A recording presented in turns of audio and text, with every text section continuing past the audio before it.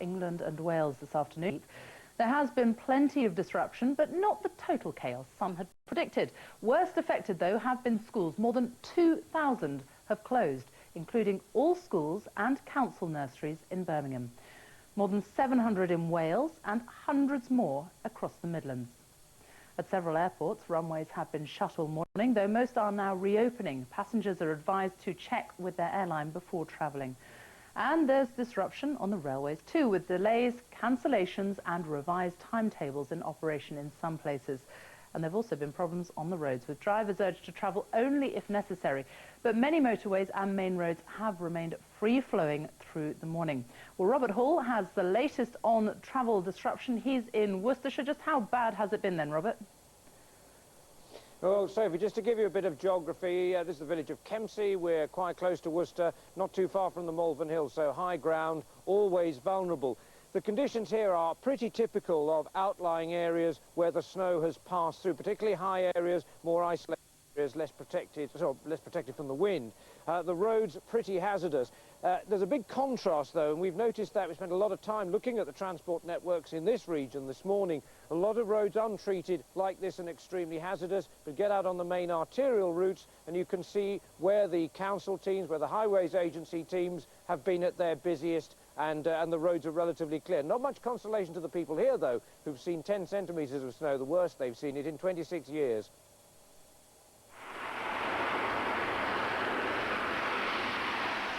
The worst snow of the winter arrived in the early hours, sweeping in from the west as predicted. These images near Brecon giving some sense of the conditions faced by drivers. Higher and exposed ground bore the brunt of the incoming chill.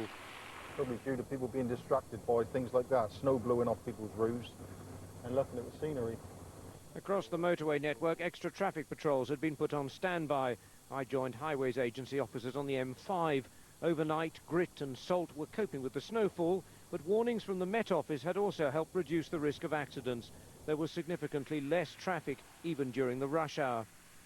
This control room monitors most major routes around Bristol. Cameras showed little congestion, although police reported a pattern of accidents on untreated roads that marked the snow's progress northeastwards.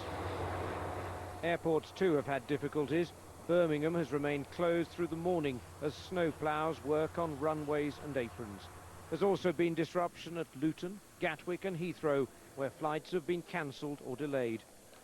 A long and uncertain wait for passengers, some of whom had arrived for their flights long before dawn. On the rail network, better news than had been expected. Despite blizzard conditions in places, these pictures were shot at Winnersh in Berkshire, managers reported that disruption had been less than they feared. There were, however, delays across affected regions, including services operated by South West Trains, Virgin and First Great Western. Back on the M5, traffic officers Steve and Mark were relieved at a relatively trouble-free morning, but they warned against driver complacency. Yeah, we're quite lucky that there's not been any incidents this morning, serious incidents. The roads have been well gritted. But I think the public just have to be very careful that they don't become complacent.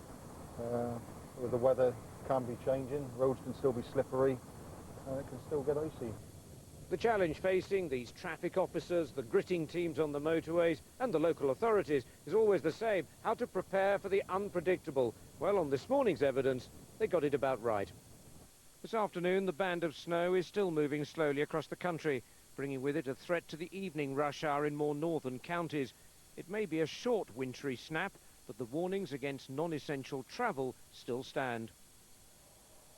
Well, we tend to think a lot about commuters and rush hours. Of course, difficulties with transport affect here in the rural community others, welfare teams, Meals on Wheels, emergency services, and of course, further out into Herefordshire, the farmers. We've been hearing them on local radio this morning talking about the difficulties that they have. And I'm afraid those difficulties, with more snow coming, more freezing temperatures, are going to continue for a little while. Back to you, Sophie. Robert, thank you very much. Well, with thousands of schools closed across England and Wales, cross to Luton Airport, which was closed for part of this morning, and our correspondent there, John Brain. Has it reopened now, John? Well, Sophie, it's due to have reopened about half an hour ago, but we haven't actually seen any planes take off yet. We've just seen one small private plane land. In fact, if anything, the conditions do seem to be getting worse, but the plan is for flights to resume any minute now. They spent the last 7 hours clearing the runway here since it was closed at 6:15 this morning.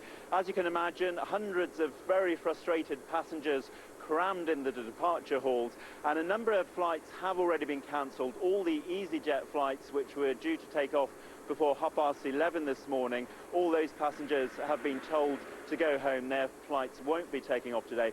All other flights, of course, will also be subject to delays if they ever get things going. But at the moment, we're still waiting to see the first plane take off from here. John, thank you. And to Wirra Davis in the Brecon Beacons. What about there, Wirra?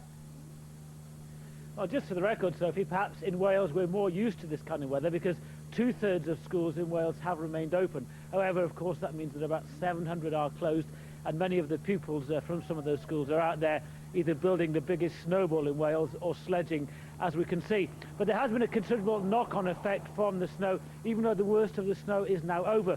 Believe me, temperatures are freezing. Many of the roads have been closed, smaller roads, although some of the major roads are open. The main North-South Wales road is still open down there because I think local councils have learnt the lessons from before. They were out last night, all night, gritting the roads, and the snow ploughs have been out this morning. But even though perhaps the snow is letting up a bit, the lesson is still, and the message is still, don't go out unless you have to, because the slush on those roads will freeze overnight and conditions will once again be treacherous. Back to you, Thank you very much. Well, the planes may not be getting off the ground at Luton, but our helicopter has managed to catch these children having great fun with their giant snowman. It's not just humans who've been caught out in the snow. These sheep in the Cotswolds were seen by Sky Whitney before breakfast this morning. And finally, this lone muntjac deer was spotted by Craig Saunders early this morning on the Falmere RSPB Nature Reserve in Cambridgeshire. Do keep them coming. You can send them to our website.